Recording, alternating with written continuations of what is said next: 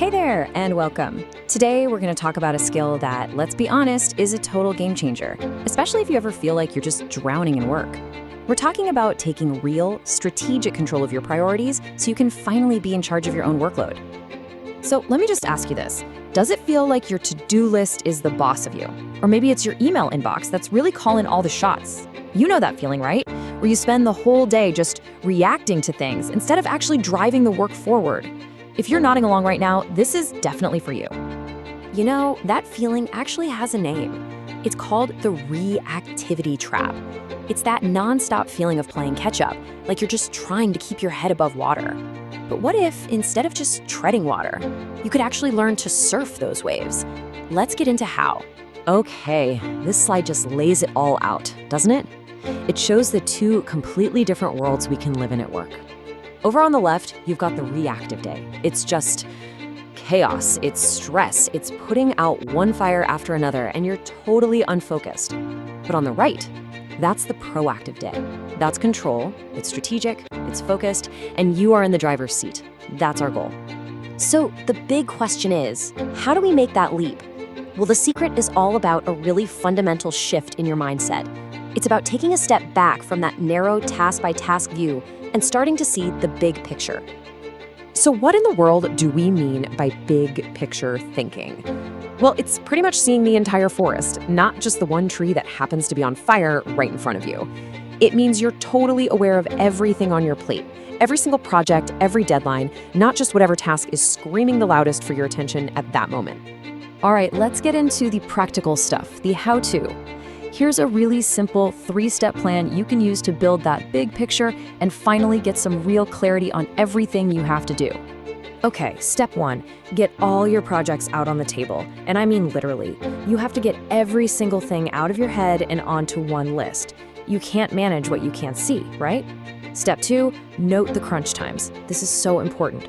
For each project, you need to figure out where the intense, high-pressure periods are. And then finally, step 3, prioritize. It's only when you have this complete view that you can start making truly smart, strategic calls. This little table is a fantastic example of what this looks like. You can see right away, Project A has a super short 2-week timeline and a high crunch time. That's an obvious priority. But now, look at Project C. The timeline is a whole month, so you might be tempted to push it off, right? But its crunch time is also high. This is the kind of insight that stops you from getting totally blindsided 3 weeks from now. So once you've got that big picture view all mapped out, you need a system to actually make decisions. And that is where these 3 lenses of prioritization come into play. The first lens you look through is the task itself. You've got to ask yourself, what kind of work is this, really? Is it deep, quiet, focused work, or is it a bunch of meetings and coordinating with people?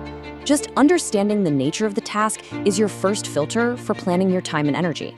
Lens number 2 is the timeline. This one's pretty straightforward, but it's absolutely crucial. How much time do you actually have to get this done? Are we talking a frantic 48-hour sprint, or is it a more relaxed 2-month marathon? This gives you that immediate sense of urgency. And this third lens, this is the strategic one. Crunch time. This is totally different from the overall timeline. This is all about finding those specific, super intense periods of high pressure within a project. A project might go on for 3 months, but if all the big deliverables are crammed into that very last week, well, that's your crunch time. Spotting this is where the real planning magic happens. So when you put these 3 lenses together, you end up with a really simple but incredibly powerful set of rules. Those projects with tight timelines and intense crunch times, bam, they automatically shoot to the front of the line. And those projects with longer, more flexible plans, they can safely take a back seat, which frees you up to focus on what really, truly matters right now. Now look, having a brilliant plan is one thing, but turning that beautiful plan into actual, real-world progress, that takes 2 last, absolutely essential ingredients: clear action and really clear communication. So first, you have to get granular. Even inside a top priority project, you need to define which specific activities have to happen first. And second, you have to over-communicate. Keep your team, your boss, your stakeholders, everyone in the loop about your progress and your priorities. Proactive communication like that prevents so much confusion and manages everyone's expectations. So there you have it.